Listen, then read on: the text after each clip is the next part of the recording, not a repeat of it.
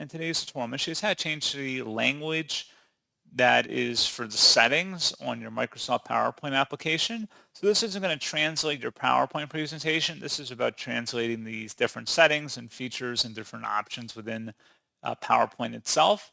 So this should hopefully be a pretty straightforward process, guys. And without further ado, let's go ahead and jump straight into it. So all I have to do is select the File tab up at the top left, and then on the left panel, go down and select Options. Select language on the left panel here, and then if you want to add a language, select Add Language. Select your language you were looking to add from the list, and then select Install.